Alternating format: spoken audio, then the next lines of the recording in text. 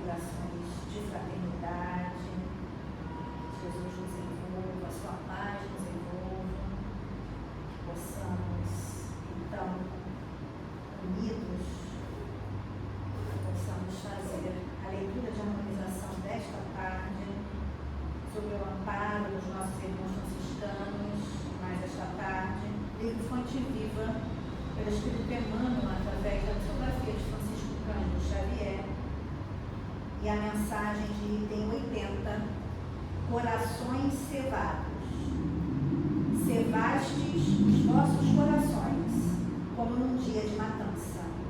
Isso está na carta de Tiago, capítulo 5, versículo 5. Pela prosperidade e aperfeiçoamento do mundo, trabalha o sol, que é a suprema expressão da divindade vital no firmamento terrestre. Colabora o verme na intimidade do solo, preparando o ninho adequado às sementes. Contribui à aragem, permutando o pólen das flores. Esforça-se a água incessantemente, entretendo a vida física e purificando-a. Serve a árvore florindo, frutificando e regenerando a atmosfera. Coopera o animal, ajudando as realizações humanas, suando e morrendo para que haja vida normal no domínio da inteligência superior. Indefectível lei de trabalho rege o universo. O movimento e a ordem da constância dos benefícios constituem-lhe as características essenciais. Há, porém, milhões de pessoas que se sentem exoneradas da glória de servir.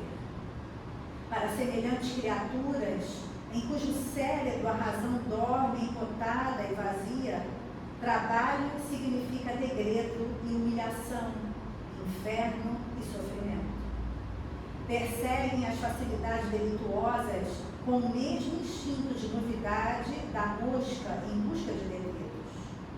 Conseguida a solução de ordem inferior que buscavam, circunscrevem as horas e as possibilidades ao desenfreado apego de si mesmos, imitando o poço de águas estagnadas que se envenena facilmente. No fundo, são corações cevados, de acordo com a feliz expressão do apóstolo.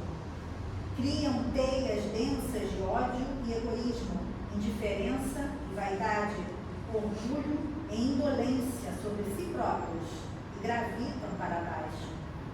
Descendo pelas pesadas vibrações a que se acolhem, rolam vagarosamente para o seio das vidas inferiores, onde é natural que encontrem a exigência de muitos e se aproveitam deles, à maneira do homem comum que se vale dos animais gordos para a matança. Através dessa mensagem que nos alerta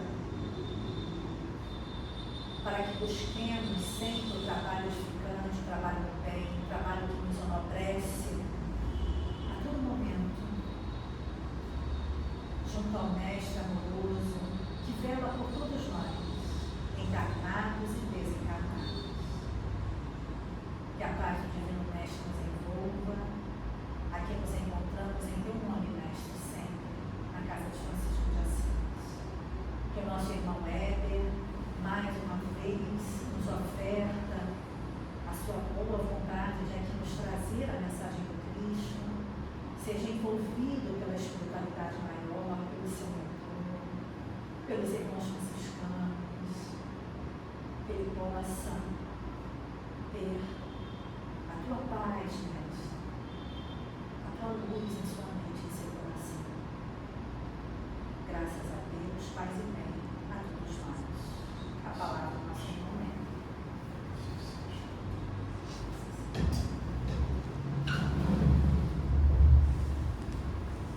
Queridos amigos, boa tarde a todos. Que a paz do Cristo esteja junto a nós, que a bênção de São Francisco de Assis recaia sobre essa casa, que nos acolhe há tanto tempo, nos estava até conversando com a companheira há 2 décadas que nós temos a oportunidade de estar aqui, trocando lembranças e pensamentos. Hoje nós vamos falar do Evangelho segundo o Espiritismo. Bem-aventurado aqueles que têm puro coração. Mas, em particular, um item que fala como o esclarecimento pode nos trazer a felicidade interior. Eu acho isso interessante, porque a doutrina espírita, ela sempre procura levar o esclarecimento àqueles que sofrem, àqueles que estão angustiados, àqueles que buscam consolação. E nós, dentro das nossas possibilidades e limitações, procuramos estudar, pensar e apresentar o estudo de forma àqueles que desejam se transformar e acreditam que é possível promover a reforma íntima através de um entendimento. E aí podemos, antes, citar alguns exemplos. Pessoas que chegam à casa espírita em sofrimento por conta da perda do ente querido. Pessoas que chegam na casa espírita em sofrimento por conta de uma doença, que foram surpreendidos. Pessoas que chegam à casa espírita porque tiveram uma mudança brusca na sua vida, no plano material, e elas não sabem como reagir. E com isso a gente vai se deparando ao longo dos anos, no atendimento fraterno, na troca de experiência com as pessoas, no bate-papo fraterno. Às vezes, eu sou sincero, nem sempre somos muito felizes no atendimento fraterno, porque quando a gente tem uma visão diferenciada, a gente até acha que é mais fácil. Mas aquele que está chegando em busca da ajuda, ele às vezes precisa ser acolhido, depois esclarecido, para que possa, com o tempo, aceitar aquilo que nós já estamos conseguindo aceitar. O processo de aceitação, ele é um pouco lento, porque só vai se completar na conversão. E o que é a conversão? É quando você conhece, estuda, lê, compreende e percebe que, apesar de todas as nossas dificuldades, que somos humanos, estamos encarnados, todos os problemas que nós tropeçamos, levantamos e caímos, a gente tem que continuar. Então, é curioso, porque há momentos que não há como ser de outra forma. Estudando na convivência com a casa espírita, os benfeitores espirituais que nos chegam em determinadas reuniões nos mostram que algumas pessoas precisam calejar as mãos, ralar os joelhos para aprender. Porque nem todo mundo tem olhos de ver e ouvidos de ouvir, porque ainda são espíritos imaturos. Nós já passamos por uma fase dessa e de vez em quando a gente se surpreende, mas fulano não percebe, ele ainda está aprendendo. E nós que já conhecemos um pouquinho mais, às vezes nos surpreendemos, porque a verdade ela chega em ritmos diferentes para as pessoas. As pessoas vão aprendendo em ritmos diferentes. O esclarecimento se dá em ritmos diferentes.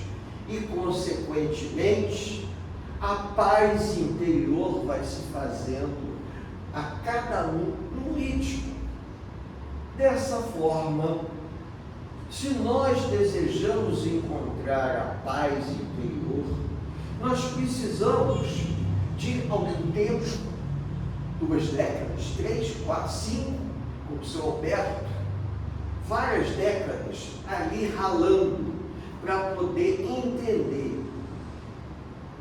Eu digo isso porque já tem algum tempo que nós estamos dentro da doutrina espírita, no movimento da doutrina espírita.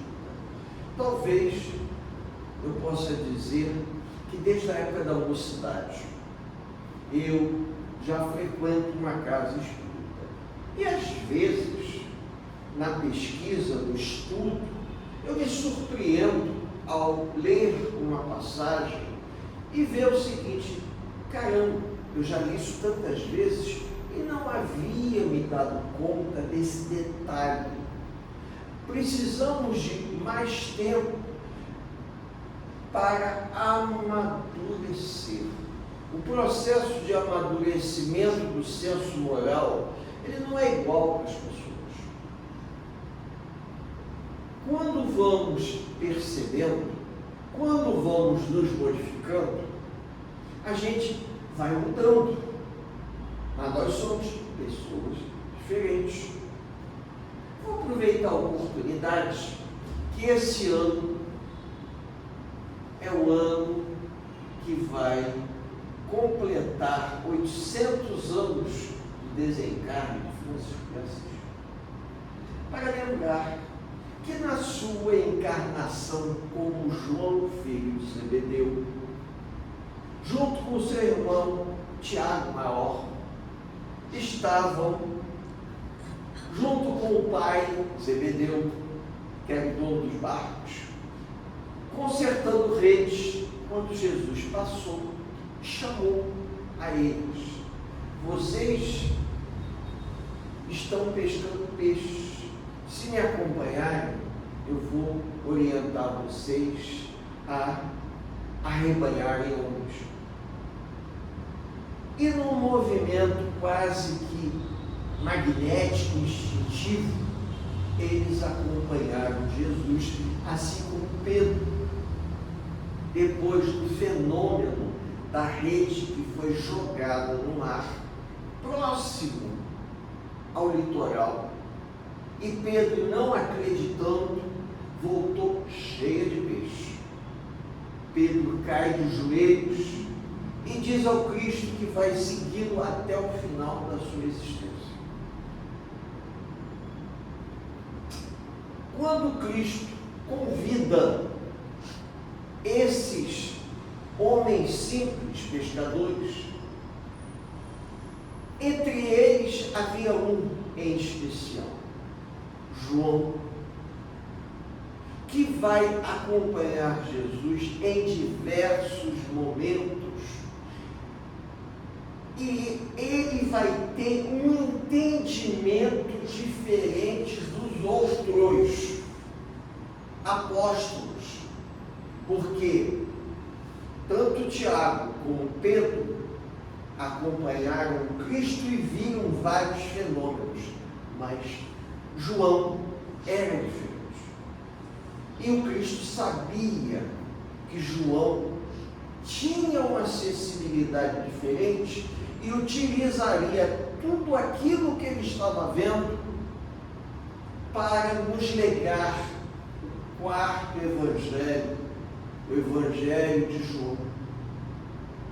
A partir desse momento, ele ganha o pseudônimo de João Evangelista, deixa de ser o filho de Zebedeu. Então, dessa forma, o que vai acontecer? Esse espírito, ele tinha algo diferente, a essência dele era diferente. O Cristo sabia que aquele rapaz prometia mais do que os outros, e a grande prova, o grande testemunho que era um espírito diferenciado, porque foi o único que teve peito, porque eu acho que a palavra é essa, não há outra palavra que defina, para quando Cristo foi crucificado, está ao lado de Maria de Magdala e de Maria de Nazaré. Ele viu Cristo ser crucificado e o Cristo se virar para ele e dizer: essa é sua mãe. Para Maria dizer: esse é seu filho. E João percebeu que o Cristo estava pedindo que ele olhasse por Maria. E ele assume um compromisso diante do Cristo pouco antes de morrer, que ele tomaria conta de Maria até o final da sua existência. Então, quando a gente pensa, por que eu estou contando essa história? Nós não somos iguais. O processo de amadurecimento do indivíduo é diferente. Para que a gente consiga encontrar a paz interior e a felicidade, isso é uma construção. João já estava capacitado para uma tarefa específica, assim como Pedro iria se capacitar para outra. A gente às vezes se surpreende, porque conhecemos pessoas que frequentam uma casa espírita há muito tempo. Cada pessoa tem um compromisso, cada pessoa tem uma história reencarnatória. Nós não temos como entender a história reencarnatória de cada um. Paulo de Tarso, por exemplo, que foi um indivíduo que perseguiu o cristianismo, mas quando ele teve a visão na estrada de Damasco e passou por um processo de transformação, ele vai ser uma das criaturas mais atuantes do cristianismo. E devemos ao cristianismo que nós temos hoje, graças a Paulo. Porque Paulo saiu divulgando o cristianismo. O que os apóstolos não fizeram, ficaram em Jerusalém, com exceção de Paulo e João Evangelista, que vai com Maria para Éfeso. E depois vai ser exilado na ilha de Patmos, no mar Egeu. São exceções. E aí a gente vê a individualidade. Nós somos criaturas diferentes. A espiritualidade vai nos capacitando à medida em que nós vamos nos expondo em trabalhar para o bem. Mas isso não pode ser uma coisa imposta. Por quê? Porque cada um tem um time, como se diz a garotada hoje, é time, né? É o tempo. Eu tenho meu tempo, ela tem o tempo dela e assim vai. Cada um dá um testemunho. O Sr. Alberto deu um testemunho até o final, enquanto aguentou, segundo contam as histórias aqui, ficou até o final na casa espírita. Como eu vejo outras casas espíritas, pessoas, eu tive oportunidade de presenciar no lar de Teresa, uma das senhoras, que não é fundadora, mas antiga trabalhadora da casa, dona Carmen Doc, que me recebeu, 102 anos, ela fez a prece, leu a página inicial, me passou a palavra e depois fez a prece final. Conversando comigo normal, ela só disse o seguinte: eu só preciso do óculos para ler, porque a vista já não é mais a mesma. Eu até brinquei com ela, mas dona Carmen, com 102, e a fundadora do Lar de Teresa, dona Brunildes, vai fazer 105. 105 esse ano. E o Lar de Teresa faz 74 anos. Dona Brunildes fundou o Lar de Teresa quando ela tinha, se eu não me engano, 29. Ela vai fazer 105. Aí vocês param e pensam, paramos todos nós para pensar, todos nós. O Evangelho é uma proposta. Uma proposta, bem-aventurado aqueles que têm puro coração, aqueles que se permitem ouvir a verdade e vivenciar essa verdade. Não é apenas a gente conhecer. O que conhece? Ter o conhecimento é como ter uma informação. Que dia que a casa funciona? Uma informação. Você vai ali fora, está escrito no cartaz que você leu. Agora, como a casa funciona é diferente. Como nós funcionamos? Cada um tem seu biorritmo. E nós precisamos de um tempo para aprender. Precisamos de um tempo para poder trabalhar nossas questões e nossas dificuldades. E eu tive a oportunidade ontem de, num estudo doutrinário, ouvir uma coisa que me tocou profundamente. Foi o que eu falei aqui. Há momentos que o verdadeiro testemunho, ele só pode ser dado pela dor. Mas por que necessariamente? Porque não há amor suficiente para cobrir a multidão de pecados. Quando nós não aprendemos a amar suficientemente para que na balança da nossa consciência se contrabalance o que fizemos de errado, teremos que vivenciar a dor moral, a dor física.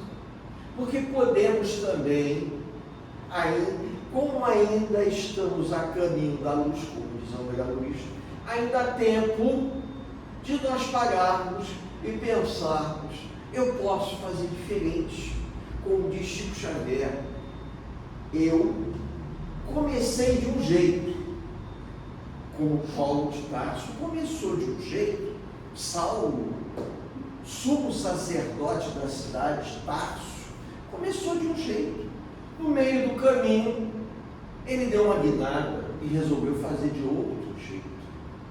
E foi difícil, muito, porque, segundo conta a passagem, até seu pai bateu com a porta na cara dele, porque não aceitava a guinada que o filho havia dado. Porque é difícil o outro entender. E ele aceitou o seu destino e caminhou para Roma, sabendo que iria perder a vida, mas precisava dar a sua vida como exemplo. E aceitou isso tranquilamente. E nós não precisamos chegar pronto, mas temos que entender que às vezes a dificuldade, o sofrimento, os problemas, as questões fazem parte desse pacote reencarnatório. É um combo, como se diz hoje em dia, né? Um combo de questões para serem trabalhadas. Tem coisa boa? Tem. Tem essa novidade agora que você compra na internet, uma caixa surpresa, que pode vir um rolo de papel higiênico, um celular Apple, né? Do último tipo, junto na mesma caixa. Então isso tudo são coisas que a gente às vezes precisa pensar, porque a gente vai ter que conviver com o lado ruim e bom. Isso vai se contrabalançar? Vai. E precisamos estudar, precisamos compreender que nós somos espíritos imortais e que à medida em que nós vamos nos melhorando, à medida que nós vamos dando um passo em termos evolutivos, a espiritualidade vai liberando um pouco das lembranças do pretérito. Faz lembrar aqueles jogos de videogame. Eu comprei para o meu filho, hoje ele até se lembra de vez em quando, que à medida que você avançava, ia se tornando mais difícil. Por quê? Você avançou de nível, você saiu do nível 1, passou para o nível 2, aí conseguiu com sacrifício passar para o nível 3, então está mais difícil, você está subindo, está se tornando mais difícil.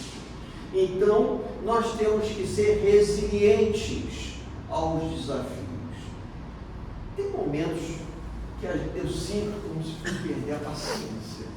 Gente, quanto mais eu rezo, mais fantasma aparece. Mas eu acho que isso está dentro desse saco de gato, como se diz, do processo reencarnatório. Porque a gente convive com uma diversidade de espíritos muito grande. Você tem ao mesmo tempo, por exemplo, na época da Segunda Guerra Mundial, vamos pegar um exemplo, falando em guerra, que o mundo do jeito que está. Você tinha ao mesmo tempo da época da Segunda Guerra Mundial um Mahatma Gandhi na Índia.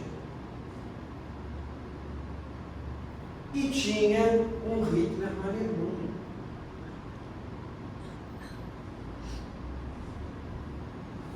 Com isso, a gente às vezes fica surpreso que você, no mesmo espaço planetário, você tem espíritos diametralmente opostos. Na mesma cidade que você mora, tem espíritos diametralmente opostos, que, por mais que sejam desequilibrados, não são totalmente, extremamente maus. Por quê? Porque alguma coisa de bom fazem, pelo menos para os seus entes queridos. E o indivíduo que nós temos aqui, que a gente considera uma pessoa esforçada, boa, dedicada, também de vez em quando dá suas escorregadas. Por quê? Porque ela também não é totalmente evoluída. Então nós temos os extremos, são às vezes questionáveis, porque trazemos ainda na nossa essência sombras, mas também trazemos flashes de luz que nos levam a perceber. A diferença, a grande diferença, é quando você começa a fazer o que nós estamos fazendo aqui, a questionar. Porque a gente quer romper o looping que nos leva ao desequilíbrio, que nos leva ao sofrimento. Vou pegar um exemplo prático, que às vezes a gente tem que pegar coisas práticas, tangíveis. Meu time vai ganhar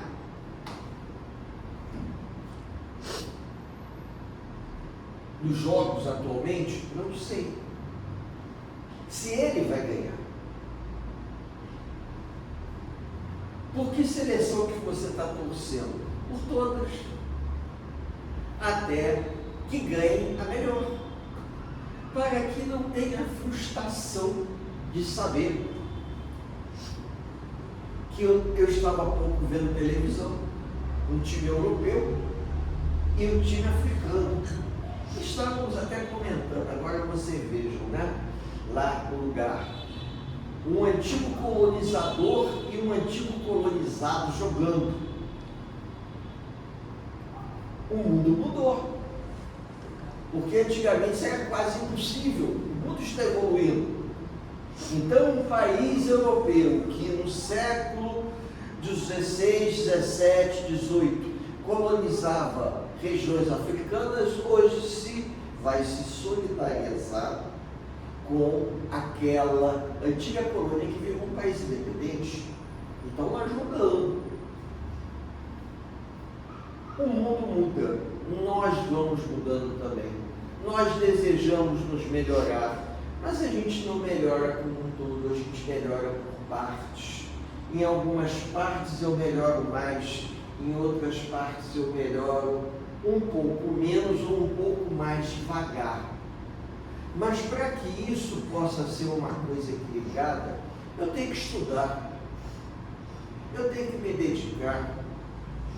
Eu não posso querer colocar o chapéu onde a mão não alcança. Isso é uma expressão antiga, mas extremamente válida. Eu não posso sonhar com coisas que estão além das minhas possibilidades. Eu tenho que ter os pés mais no chão. E a doutrina nos ensina isso. Quando ela procura nos mostrar que nós temos uma responsabilidade direta sobre a nossa vida. Nós colhemos aquilo que plantamos. Então, se eu estou colhendo alguma coisa nessa existência, é porque eu plantei nela ou numa existência passada. Se eu desejo que as coisas se modifiquem, eu tenho que plantar, semear coisas diferentes, para que numa futura existência eu possa colher coisas melhores. Se a gente só colhe o que a gente planta, eu estou colhendo algumas coisas que não são muito agradáveis, provavelmente eu plantei. Quando a gente vai tendo esse nível de consciência, eu não culpo mais meu pai, minha mãe, meu vizinho, meus professores. Não. Eu começo a observar que naturalmente, pelos meus compromissos encarnatórios, eu estou passando pelo que eu tenho que passar para poder crescer, para poder evoluir. Isso vai gerando uma certa tranquilidade interior no momento em que eu começo a ficar mais em paz. Eu não fico atribuindo a responsabilidade do fracasso ou do sucesso a terceiros. Ah, se meu pai tivesse feito isso. Não.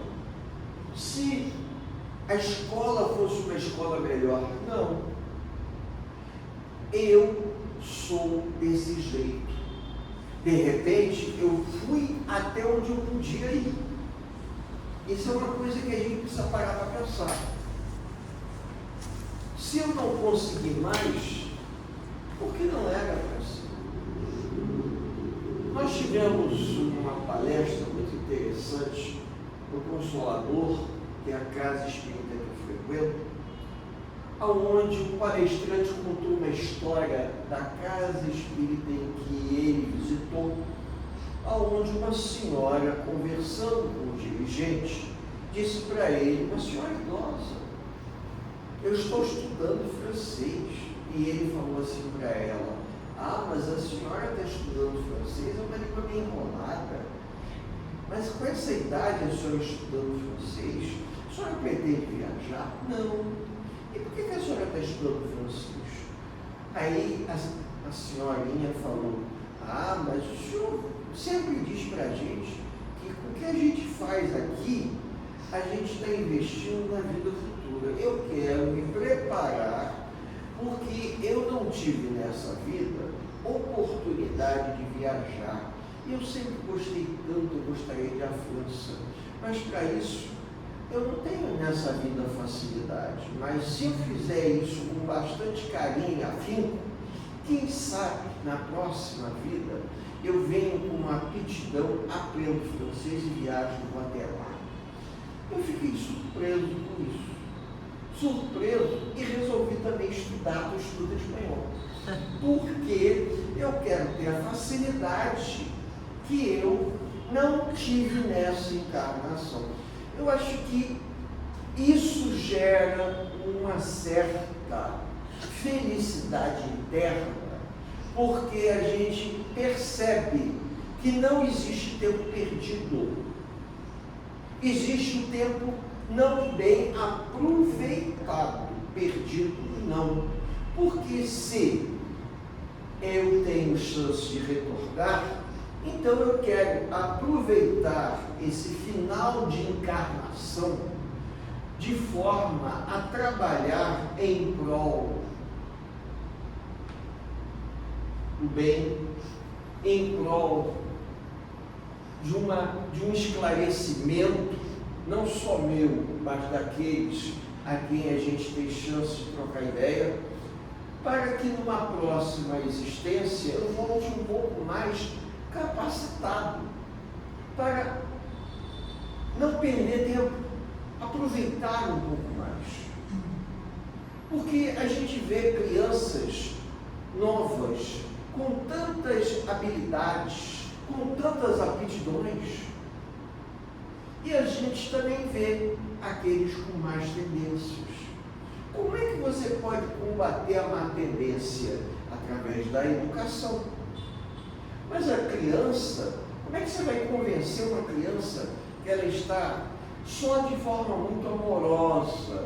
Você consegue reeducar uma criança. Mas um adulto, quando ele tem a consciência, ele vai procurando, como diz a passagem, reconhece-se o verdadeiro espírita pelo esforço que faz em domar as suas más tendências e más inclinações. E o esforço que se faz para melhorar, aí a gente começa a trabalhar. Com isso, eu começo a perceber, puxa vida, quantos amigos meus já desencarnaram. Eu não perdi amigos, eles simplesmente desencarnaram. Eu mudo o foco. E eu mudando o foco, eu mudo consequentemente a minha crença. A crença de que antes eu perdi meu pai. Quando você perde alguma coisa, você não acha mais. Mas no momento em que eu vou ressignificando a minha maneira de ver as coisas, pensando, meu pai desencarnou. Ele não morreu, ele desencarnou. Ele, na condição espiritual, se libertou do corpo físico, o corpo físico se desfez, mas ele continua vivo. Eu posso encontrá-lo na condição espiritual. Isso vai criando um alento, que com o passar do tempo, você vai mudando a química das suas emoções. Acreditem, você não olha para aquela pessoa como se você perdeu ela. Não, é tipo um até logo, não é adeus. Isso ajuda da mesma forma que nós entendemos que determinados sofrimentos se tornam necessários para que o espírito não se comprometa mais. Quem nos diz isso é o próprio André Luiz, quando ele fala das doenças consoladoras. O espírito pede para vir numa condição enferma, para que ele não se comprometa mais, um freio. Nós costumamos, inclusive eu já trouxe um cartaz aqui e deixei com a Aparecida, de uma visita que nós fizemos à Ação Cristã Vicente Moretti, em Bangu, aonde há muito tempo nós vamos até lá. Eu cheguei a conhecer o fundador daquela instituição, Aurino Costa, um senhor que não tinha as pernas e ficava numa cadeira de roda. Ele era um tronco, ele era só daqui para cima. Eu tive a chance de vê-lo preso na cadeira de roda com uma correia aqui. Você vê espíritos numa condição que, se eu não tivesse uma releitura, eu diria assim, gente, por que está desse jeito? Porque o espírito ou solicita a espiritualidade, aquela encarnação provacional, ou a espiritualidade coloca naquela condição para que ele não se comprometa mais. Só que a gente não sabe, e nós não temos permissão de entrar no mérito da questão. Nós temos que orar para aquele indivíduo cumprir a sua missão, como eu estou tentando cumprir a minha. Então eu fico pensando, gente, eu tive chance, eu conto isso, até porque é uma coisa que me tocou profundamente. Eu vi uma criança deitada na cama, e na cabeceira da cama tinha um papelzinho com o nome. Aí eu fui ver quantos anos tinha. Olha, estava para botar no colo. Quando eu vi, 46. Não era uma criança, já era um homem adulto, deitado na cama, na mesma posição. Nós, todas as vezes que nós vamos lá, ele está na mesma posição. Qual é o olhar que eu tenho que ter? Pena? Não. Tristeza? Não. Compaixão. Compaixão para que eu possa irradiar para ele estímulo. Você chegou até aqui, você vai terminar a sua missão, você vai sair dela melhor do que você chegou. Esse pensamento, ele tem que existir. Nós temos que pensar dessa forma, para que ele receba esse sentimento. Com isso, eu vou modificando os meus sentimentos, porque eu estou modificando a minha crença. E modificando a minha crença, eu não vou sofrer por aquelas pessoas. Eu vou torcer para que elas se melhorem. Porque depois que elas desencarnarem, elas vão retomar a sua condição espiritual e, dentro do possível, vão perceber a trajetória de vida que elas tiveram. A gente até pode se reencontrar com elas. Às vezes, nada nos impede da gente desencarnar e encontrar com alguém que diga: eu conheci você, você visitou a instituição quando a gente estava lá. Eu talvez não o reconheça, porque ele vai estar numa condição completamente diferente. Falando isso, dá a impressão que a gente está contando uma história, uma ficção. Mas acreditamos nisso e sabemos que isso não é impossível, porque aquela condição em que ele se encontra é uma convalescência, é o espírito que passa por um processo de convalescência. A enfermidade do corpo é a convalescência do espírito. Isso o capítulo deixa nas entrelinhas para nós pararmos para pensar que nós também somos convalescentes em graus diferentes. As nossas dificuldades, elas são dificuldades de ordem moral, um grau diferente do outro. Então nós temos uma responsabilidade dobrada. Porque se eu soubesse disso tudo há 40 anos atrás, muita coisa eu não teria feito. Há pouco eu estava até pensando nisso. Mas eu não sabia. Eu era apenas informado da verdade. Eu não tinha compreensão da verdade. Qual é a diferença? É a mesma diferença que você vira para a criança, aquela criança curiosa, agitada, que provavelmente muitos de nós fomos, na verdade, não mete o dedo na tomada porque leva choque. Aí é a mesma coisa que dizer: vai lá e mete o dedo, criatura. Aí ele vai e mete o dedo e leva o choque. Aí você compra aquelas tampinhas de plástico, não sei se vocês já viram, que vende para você tampar. Aí ele vai lá, mete o dedinho, tira a tampinha, que leva o choque, porque ele sente a necessidade de saber por que não pode botar o dedo. Por quê? O meu, quando tinha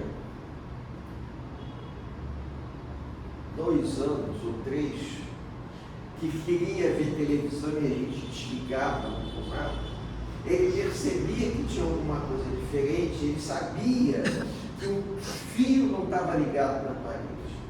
Aí, o mais engraçado é que ele ia, abaixava assim e olhava no buraco da tomada, como se ele estivesse vendo que tudo aquilo que ele assistia na televisão vinha por ali. E é essa curiosidade, é essa situação que nós precisamos amadurecer. E quando a gente se lembra, tem coisas que a gente acha graça, porque a gente Hoje, você pode até dizer, não sobe no telhado. Aí você sobe no telhado, senta na varanda e fica balançando as pernas na varanda. Eu conheço a história de uma garota que a mãe dela olhava, ela ficava lá em cima, balançando as pernas em cima da laje da casa em que eles moram. Então, aí você diz assim, não tem medo, não tem senso de perigo. Tudo bem, a criança não tem o senso de perigo, mas o adulto tem. E tem pessoas que fazem coisas que desafiam pular aquelas borrachas do Beblanche, né? O cara pula feito assim. E eu não sei se vocês viram aí na televisão o caso que a mulher foi pular, que arrebentou, não foi? Não amarraram a corda. Hã? Não amarraram a corda. Não amarraram. Então, são coisas... Jogaram ela. Hã? Jogaram? Ah, foi. Então tem e a corda estava no chão. Tem umas coisas que a gente às vezes vê. Eu vi um que arrebentou. Ela pulou, arrebentou. Então, essas são coisas que a gente fica pensando, a gente tem que ter um certo... Meu pai usava uma expressão que caiu do desuso. A gente tem que ter um certo desconfiômetro. Né? O que é o desconfiômetro? Se você colocar o copo na beirada, corre o risco de tombar. Em algumas coisas a gente tem que ter um certo desconfiômetro, porque vai recair sobre nós a responsabilidade. Crianças muito agitadas, você não pode deixar tesoura, faca, fósforo, gilete, nada à mão. Por quê? Porque esse meu filho, que hoje está com 44 anos, ele pegou uma tesourinha, que era um coelho, que as orelhas, tudo plástico, mas na orelha tinha uma pequena lâmina para cortar papel. Hoje a gente tem mais ver isso. Era a cabeça do coelho, embaixo as orelhinhas do coelho você fechava, na verdade, e cortava o papel. E cortou o fio do ventilador com o ventilador ligado. Agora vocês imaginam um troço desse, a sorte que não fechou curto. Ele tentou, mas não tinha força na mão. Aí eu cheguei, ué, por que o fio do ventilador está com a... Ele tentou cortar com a tesourinha. Então a gente fica imaginando que a imaturidade, a interferência espiritual também não muito positiva e a nossa sintonia favorecem essas coisas possíveis e imagináveis, que com o passar do tempo, com o nosso estudo, com a nossa aprendizagem, a gente está hoje usando a tesoura para parar as arestas negativas que nós ainda possuímos. Tudo isso é um aprendizado? Sim. Tudo isso é voltado para a nossa melhora? Sim. Há momentos que gera sofrimento? Gera, mas a gente precisa se melhorar e passar por essas situações. Eu gosto muito de fazer a travessia da barca Rio-Niterói. Hoje existe um protocolo que as pessoas só podem sair da barca quando a barca encosta. Antigamente, quando a barca estava encostando, os afoitos pulavam para rapidamente serem os primeiros a correr. Eu vi um senhor cair na água. Isso há muito tempo, naquelas barcas antigas. O senhor caiu na água. O homem estava até de mala, aquelas malas tipo 007 de terra. foi pular a barca, fez um balanço, ele caiu na água. Aí eu fui ao meu dentista, que é um senhor idoso, né? Ele já deve, se ele não faleceu, ele está prestes a falecer, por causa da idade, né? E eu contei o caso, ele riu e falou para mim assim, eu tenho um negócio engraçado para te contar. Eu falei, o quê? Eu estudei em Niterói, eu morava aqui no Rio, mas eu estudei em Niterói. Eu fui um dos que pulou da barca para a plataforma, escorreguei e caí na água. Eu falei, o senhor também fez isso?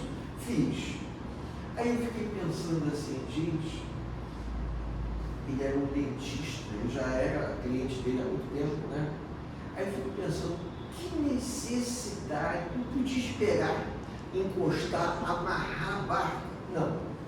Então tem algumas pessoas que precisam levar o choque, precisam passar por certas experiências para de repente dar aquela acordada. Isso tudo faz parte da nossa evolução. E o que nós desejamos é que a pessoa não se comprometa de forma tão grave que venha a tirar sua própria vida por imprudência. Porque o que a doutrina nos traz é o esclarecimento da nossa consciência tranquila. Que possamos, ao final de tudo isso, dizer o seguinte, olha, eu sei que eu cometi erros. Algumas coisas eu fiz por infantilidade, outras até por imprudência, mas eu tentei, quando eu tomei consciência, de fazer o que estava ao meu alcance para consertar a minha existência. Não fiz tudo, mas fiz o que estava ao meu alcance. Não tinha o amadurecimento que eu gostaria de ter, mas eu tentei. Sair dessa vida melhor do que nessa vida eu entrei. E é exatamente essa trajetória de aprendizagem que todos nós estamos aqui para isso. Nos melhorarmos, fazermos um balanço da nossa existência, olharmos para trás, não com o sentimento de mágoa de ter errado, mas como um aprendizado, uma trajetória de aprendizado. E a doutrina nos orienta em dois aspectos. Primeiro, porque não nos critica. Segundo, porque sempre nos consola. Eu desejo a todos os companheiros uma tarde de paz, de luz, que Jesus nos abençoe a todos, por hoje, agora e por sempre. Que assim seja.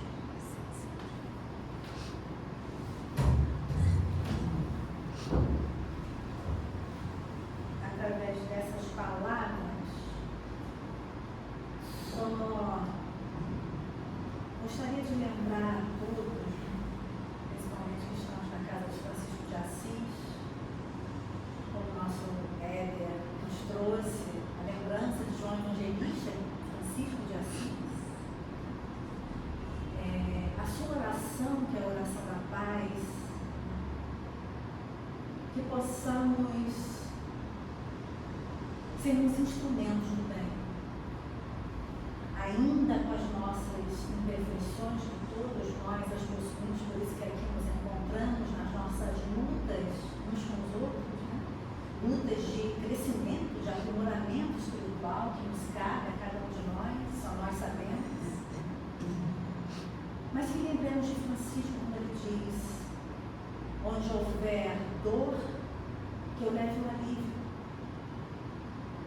Onde houver desespero, que eu possa levar a esperança, a alegria. Onde houver treva, que eu leve luz. E onde houver ódio, que eu leve amor. Então, que nós façamos esse esforço de assim realizarmos isso aonde estiver.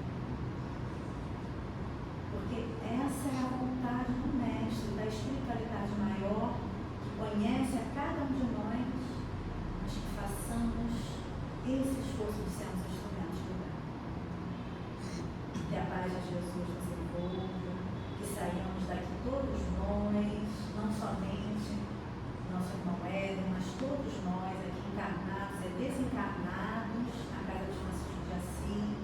tantos sobre tratamento espiritual neste momento, tantos sendo acolhidos e amparados, sempre que saiamos fortalecidos na prática do bem,